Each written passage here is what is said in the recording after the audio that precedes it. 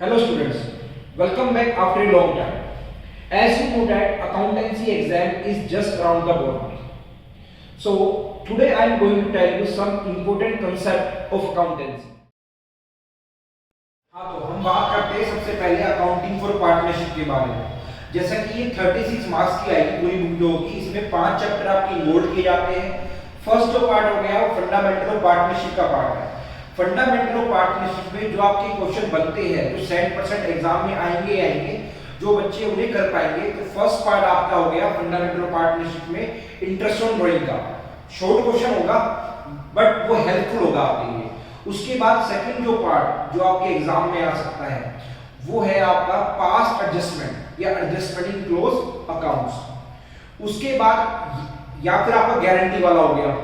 इन तीनों टॉपिक से आपका क्वेश्चन बनता है एग्जाम में, ठीक। उसके बाद हम बात करते हैं change in profit sharing ratio among existing partner. अगर हम change in profit sharing ratio among existing partner की बात करते हैं तो उसमें जो आपका क्वेश्चन आएगा एग्जाम में 70% जो चांसेस है वो है आपके method of valuation of goodwill. 3 method है, तीनों में से कुछ भी आ सकता है, चाहे वो कैपिटलाइजेशन आए, चाहे वो सुपर प्रॉफिट आए, या फिर आपका एवरेज प्रॉफिट मेथड आए।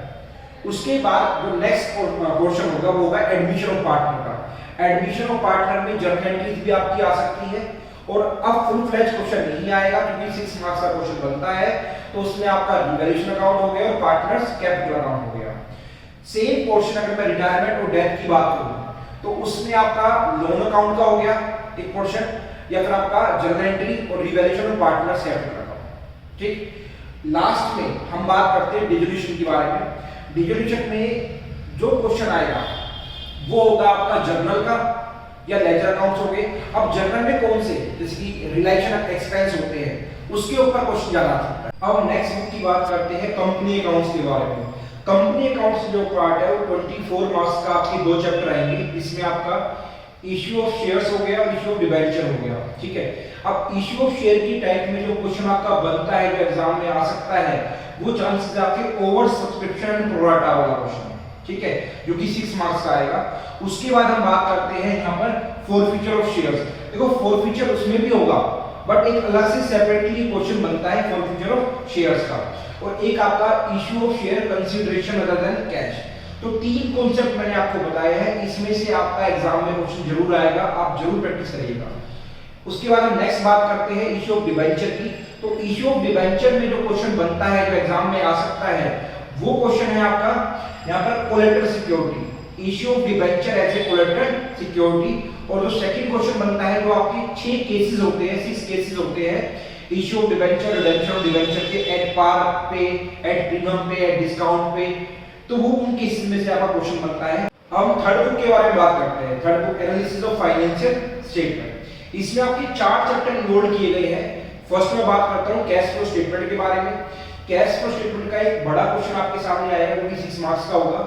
उसमें या तो एक कंबाइंड क्वेश्चन आ सकता है, इसमें आपकी cash flow from operating activity, investing activity और फाइनेंसिंग एक्टिविटी हो सकता है, या फिर क्वेश्चन आपका सिर्फ ऑपरेटिंग का आ सकता है, ऑपरेटिंग एक्टिविटी का, या फिर ऐसा होगा कि जो बैलेंस शीट जो आपका अकाउंट बनाते हैं यहाँ पर मशीनरी अकाउंट हो गया, ठीक है, जो एडिशनल इंफॉर्मेशन थी उसका क्वेश्चन आपका बन सकता है cash flow from investing activity का। उसके बाद मैं बात करता हूँ अकाउंटिंग रेशियो के बारे में, जो कि आपका 3 मार्क्स का क्वेश्चन आएगा।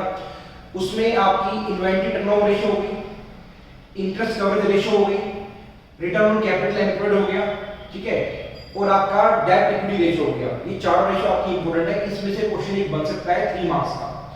उसके बाद मैं बात करता हूं यहां पर ये financial statement of A company के बारे में।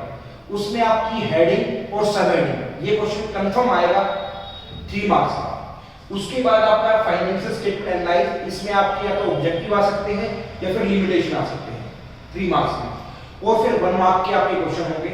तो मैंने आपको 80 मार्क्स का बता दिया है कि कौन कौन से किस किस टॉपिक से आपके क्वेश्चन आ सकते हैं। जो भी वीक स्टूडेंट है जो आपके फुल मार्क्स लेना चाहते हैं वो इनके ऊपर प्रैक्टिस करिए, ठीक है।